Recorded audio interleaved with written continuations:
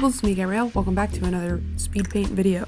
Today is also combined with a lore talk video because I held a poll on my community tab and it said that you guys really wanted to learn more about the lore of my characters and stuff. And for some reason, there's like a little bug in my brain that says, no, don't share anything because you want it to be like a surprise when the comic, finally gets up to certain points or whatever. But now that I've been thinking about it for a little bit, some people might be confused on what's happening, so I just wanted to clarify like where we're at right now since the mid-season finale of my comic just got released. Whether or not it's the true mid-season finale, I don't know. Like, I counted up all the episodes. I haven't read through my script in a while, so I have to like tweak some things and move some stuff around and also add to it a little more. So right now we're on episode 23. Multiply that by 2, that's 46. The last time I checked, there was 42 episodes in Act 1, but there might end up actually being 46 episodes because there are things that I do want to add to it to add to the world building and lore and whatnot.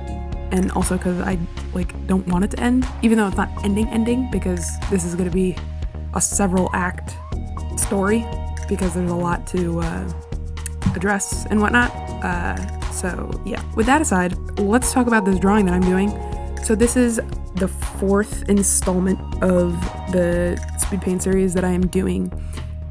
First one was Jace. That was called The Rumors. The rumors being him being a cannibal. So if you read my story, if you read my comic, if you're keeping up with my comic, that you know that Seth is starting rumors about him, saying that he's a cannibal, or more so, starting rumors about everyone in the South because they don't have enough food to eat. And Keiko was like, that's not true.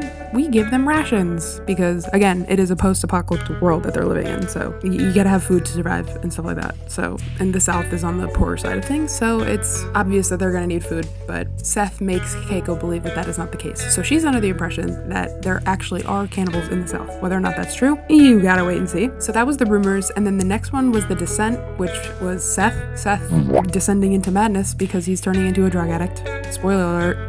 I mean, if you're confused by what I'm talking about, you should go and read my comic because not to toot my own horn or anything, it's pretty good. It's holding a pretty good rating after 20 plus episodes. So the third drawing that I did was of Kilo. Kilo, that one was called The Example.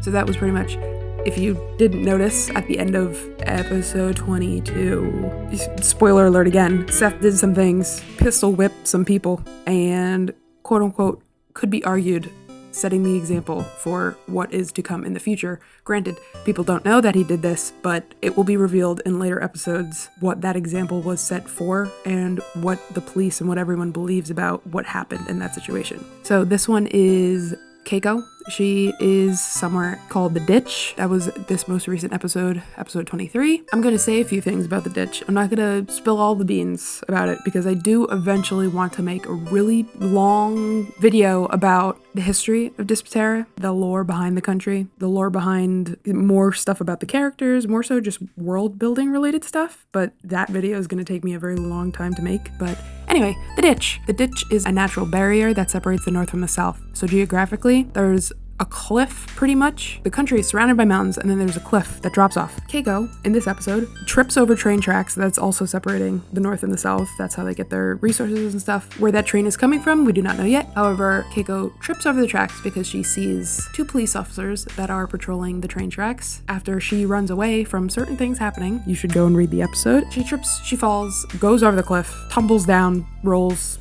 kind of gets a little knocked out and is at the bottom of the ditch, and this dude comes along and is trying to get a little freaky with her, but she doesn't let that happen. The part that she falls down isn't the highest portion of the ditch, because if it was the highest portion of it, part of the ditch, she'd probably break her neck or something. Steepness of the ditch varies depending on how close to the mountains you are. A lot of people have been wondering oh, how does Seth get into the South so easily? Or, oh, is there anything prohibiting him from getting to and from? It just happens so easily. Since the archive building is very close to the mountains, it's a lot easier to traverse through that area and from the north to the south, but also the people who live in that area in the south would so obviously stand out that they don't even bother going into the north. It's kind of prohibiting them in a sense of from a social standpoint not to go into the north, just because the quite literally stick out like a sore thumb and immediately get arrested. In that area, it's pretty much like the hood of the South. Also, to go off of that, I also introduced the ID cards into the comic. I mean, it's always been a thing, but I explain them more. They could go anywhere, and Seth can go anywhere, so that kind of solves that issue. Like, even if there was a police officer and was like, hey, what are you doing? Seth has immunity from that.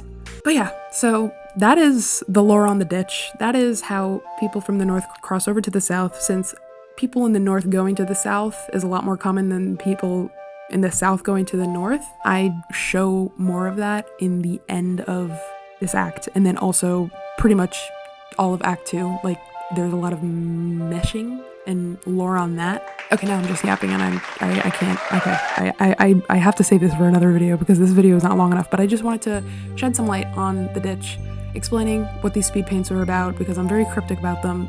I'm like not talking in any of them except for maybe the Seth one. I don't even remember. But yeah, so that's my 2 cents on that.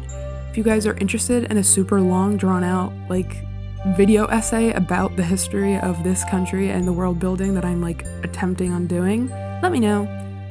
And yeah, I hope you like the art, as always. Hope you enjoyed this information in me yapping, because I am a professional yapper, especially when it comes to this stuff. And I will see you in the next video. Again, I hope you enjoyed. Ciao, ta-ta, toodles!